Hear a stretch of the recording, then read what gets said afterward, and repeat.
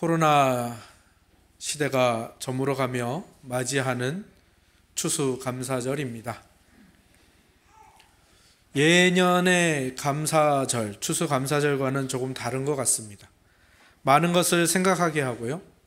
또 예전보다는 좀 더 감사의 본질에 대해서 더 생각하게 됩니다. 그리고 이 코로나 시대가 지나갔을 때 과연 우리의 신앙, 우리의 교회를 어떻게 이끌어 가야 하는지 고민이 되는 감사절입니다.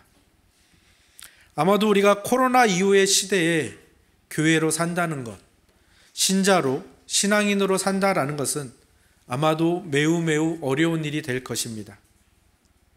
교회는 역사상 최고로 비난과 욕을 당하고 있습니다.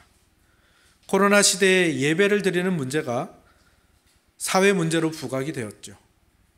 또 이제 코로나 시대의 그 후유증들로 인해서 점점 공동체보다는 또 현장 모임보다는 개인적인 삶과 온라인의 삶을 선호하는 시대가 성큼 다가왔습니다.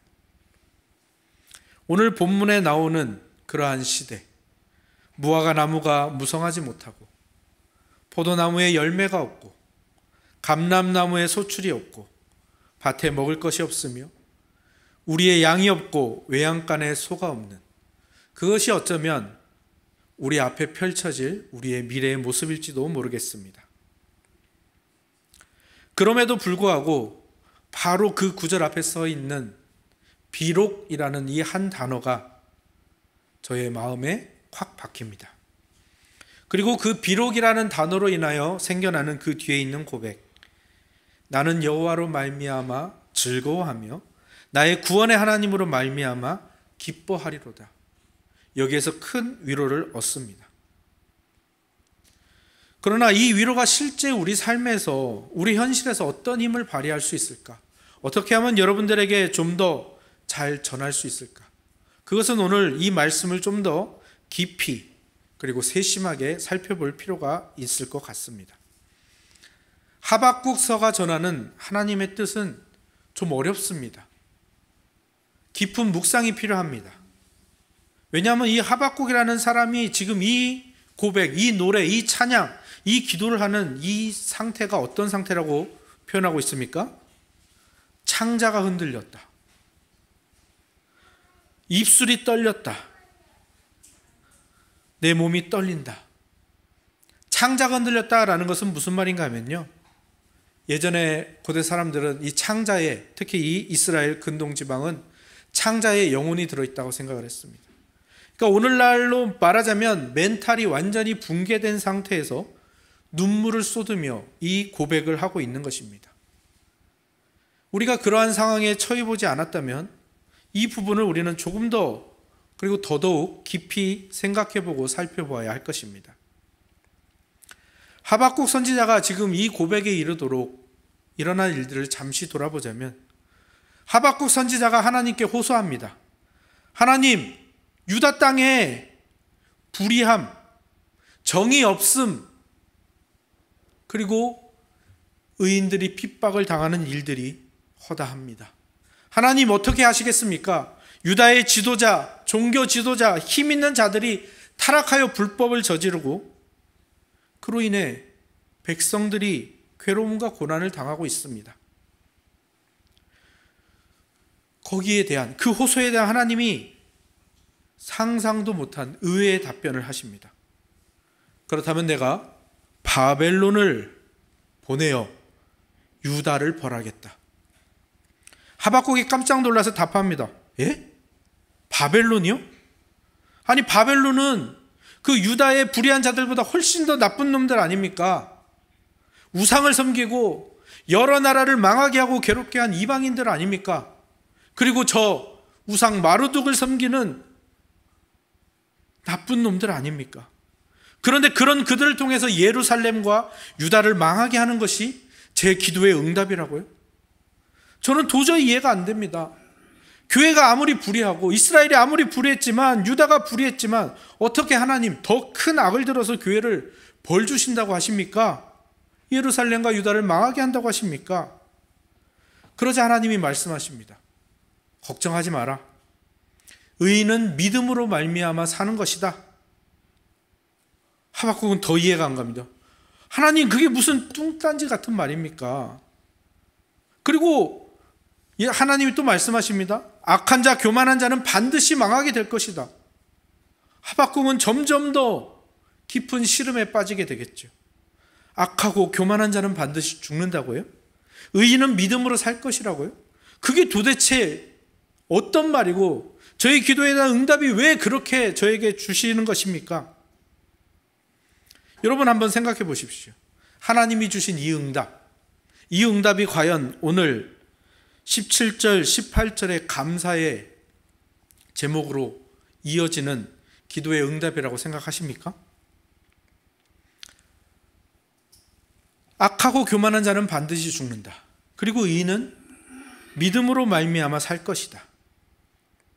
이 하나님의 말씀이 그대로 이루어진다면 살아남는 사람이 있습니까? 없습니까?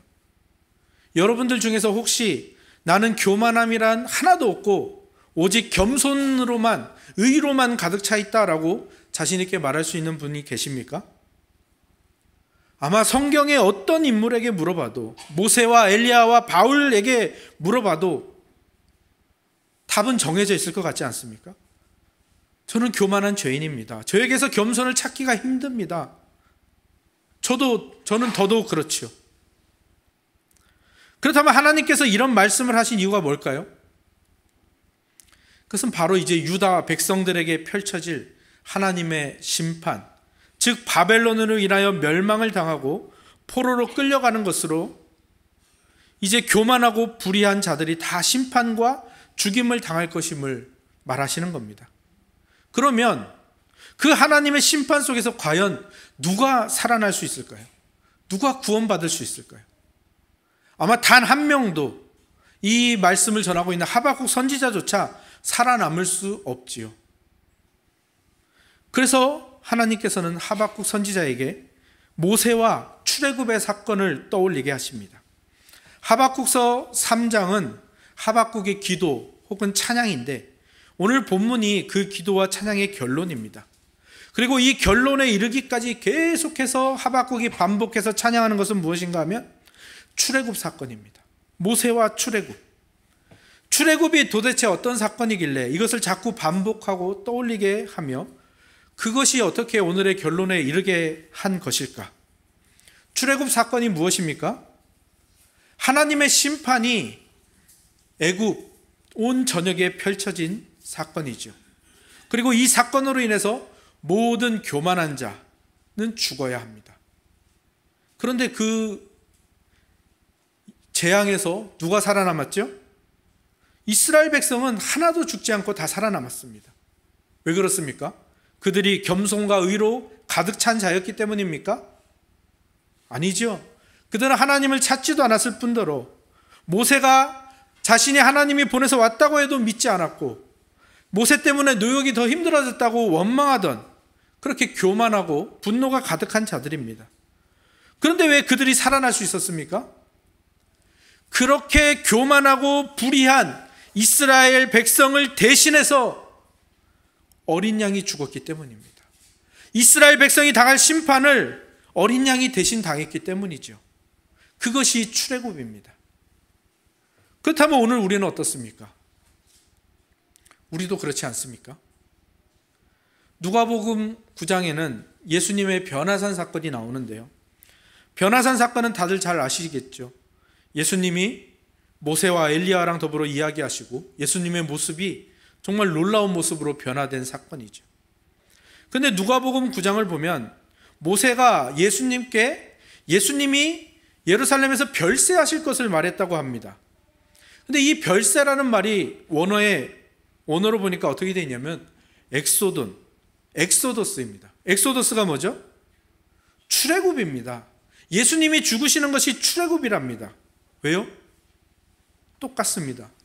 우리가 교만하고 우리가 불의하고 우리가 겸손하지 못해서 우리가 죽어야 되는데 누가 대신 죽으신 겁니까? 예수님이 대신 죽으신 겁니다.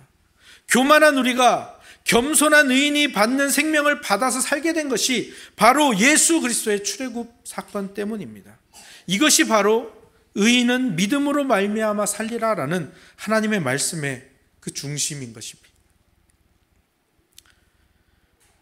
이 말씀을 이렇게 추적해 온 이유가 무엇인가? 여기서 어떤 감사를 찾아낼 것인가 하는 것은, 제가 전하고 싶은 것은 무엇인가 하면요, 우리가 다 이해할 수 있는 하나님이라면 우리는 그 하나님을 섬길 필요가 없습니다. 우리가 온전히 다 이용해 먹을 수 있는 신이라면 우리는 그분을 하나님으로 섬길 필요가 없다라는 겁니다. 우리의 상황은 어떻습니까? 하박국의 상황과 마찬가지로 힘듭니다. 앞이 보이지 않습니다. 교회적으로도 그렇고 우리 개인의 삶으로도 그렇습니다. 막막한 현실이 우리 앞에 있고요, 앞이 보이지 않는 코로나 이후 시대를 우리는 맞닥뜨리고 있습니다. 그리고 개인적으로 고통당하고 여러 환난 속에 있는 분들도 계실 겁니다. 그러한 힘들고 막막한 현실에서 우리가 가져야 하는 생각과 태도가 혹여나 잘못된 대로 향하고 있지 않은가, 저는 그것을 오늘 지적하고 싶습니다. 오늘 우리가 걱정하는 것은 그 막막한 현실에 하나님이 일하시지 않을 것을 걱정하지 않습니다. 하나님이 도우시지 않으면 어떡하지? 라는 것을 우리는 걱정하지 않습니다. 우리는 뭘 걱정하죠? 내 방식, 내 계획, 내 시간, 이 안에서 하나님의 뜻이 이루어지지 않는 것을 우리는 걱정하지요. 오늘 본문 하박국서는 바로 그 지점을 뒤집는 말씀입니다. 하나님은 어떤 분이시라고 합니까? 불의한 바벨론을 들어서라도 정의를 세우실 수 있는 분입니다. 우리가 교만하고 불의하지만 우리의 교만과 불의로 당할 우리가 당해야 될 심판을 당신이 당하시고 당신이 성취하신 의와 구원을 우리에게 주시는 분이시라고 말하고 있는 겁니다. 우리가 이해할 수 없지만 가장 완벽한 방법으로, 우리가 상상할 수 없지만 가장 놀라운 방법으로 일하시는 하나님. 하나님은 오늘 우리에게 말씀하십니다. 그 하나님을 믿는 것만이 유일한 방법이다. 그 믿음으로 말미암아 너희가 살 것이다 라고 말하고 있는 겁니다. 그러니 여러분, 두려워하지 마십시오. 걱정하지 마십시오. 여러분이 생각한 대로 되지 않는다고 좌절하거나 포기하지 마십시오.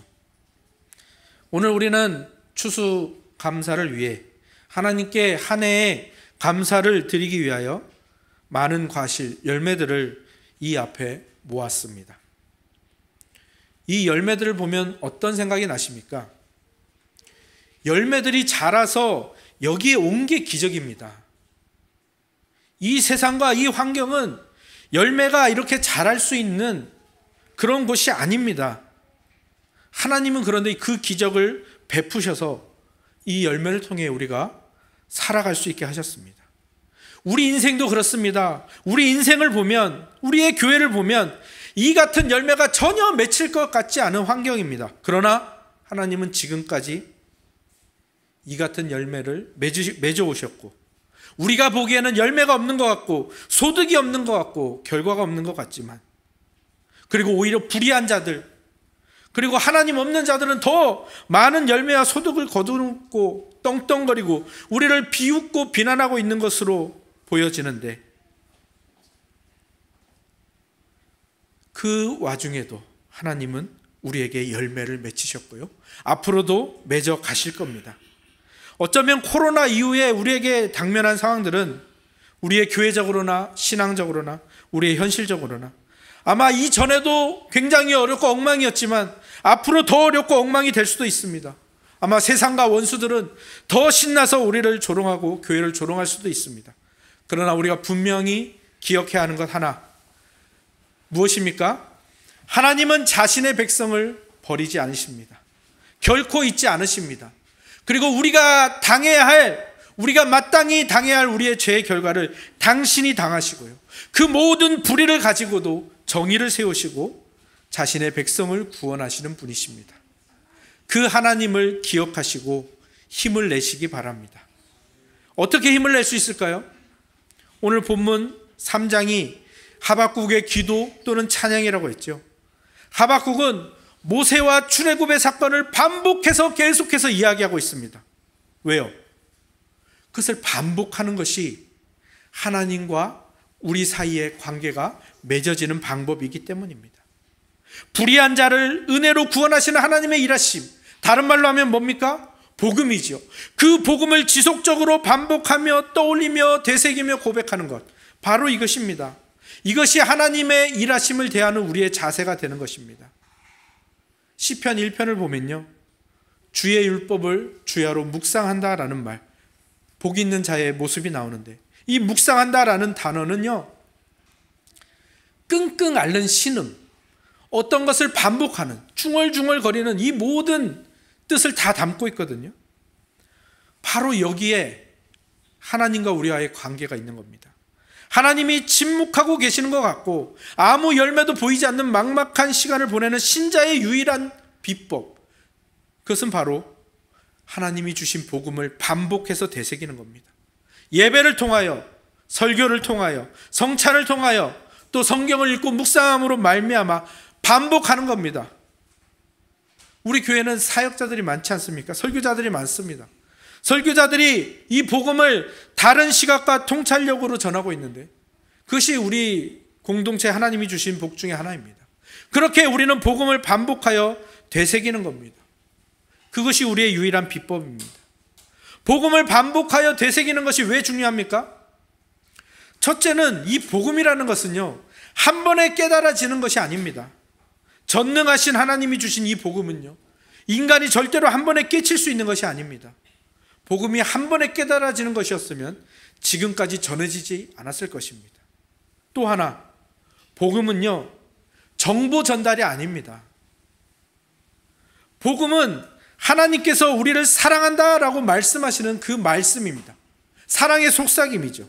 또 그 복음을 우리가 반복해서 되새기는 것은 무엇입니까? 그 하나님의 음성에, 그 하나님의 사랑의 속삭임에 우리도 반응합니다. 하나님, 저도 사랑해요. 부부간에 사랑한다라고 말하는 것은 정보 전달이 아니잖아요. 내가 너를 사랑해라는 정보 전달이 아니잖아요. 부부간에 사랑한다고 말하는 것은 무엇입니까? 인격적인 반응으로, 인격적인 관계가 쌓아나가는 겁니다. 그래서 사랑이 더 풍성해져 가는 것이죠. 복음을 반복하십시오. 여러분의 삶에서 복음을 반복하는 일을 게을리하지 마시고 중단하지 마십시오. 하박국 선지자는 창자가 흔들리는, 멘탈이 다 나가고 혼이 쑥 빠진, 눈물이 펑펑 쏟아지고 다리가 후들거리는 그 상황, 바벨론의 침공이 임박한 그 상황 속에서도 모세와 출애굽의 복음을 떠올리고 반복해서 어떤 힘을 얻었습니까? 나는 여호와로 말미암아 즐거워하며 나의 구원의 하나님으로 말미암아 기뻐하리로다. 그렇다면 오늘 이 막막한 이 시대를 살아갈 우리에게는 무엇이 있습니까? 모세와 출애굽의 그 복음보다 더 확실한 예수 그리스도와 십자가의 복음이 우리에게 있고, 그 복음이 선포되는 교회 공동체를 우리는 가지고 있습니다. 그래서 우리는 어떤 시련과 어떤 어려움이 찾아와도 하나님을 즐거워하고 기뻐하고 인내하며 기다릴 수 있는 자들입니다. 여러분, 추수감사절에 여러분에게 이러한 권면을 드립니다. 이러한 절망적인 상황 속에서도 감사할 수 있도록 여러분, 예배를 사모하시기 바랍니다. 말씀을 사모하시기 바랍니다. 그리고 반복해서 되새기시기 바랍니다. 그러면 고난이 찾아와서 비록 눈물을 흘리며 떨게 될지라도 그 비록을 만드는 믿음이 여러분 안에 힘을 발휘하여 결국 하나님께서 우리에게 주시려는 열매와 결과들을 즐거움과 기쁨으로 맛보는 날을 맞이하게 될 것입니다. 그 날을 함께 소망하며 서로 격려하며 복음을 반복하는 우리 천은 공동체와 오늘 이 감사절이 되기를 주님의 이름으로 축원합니다. 아멘.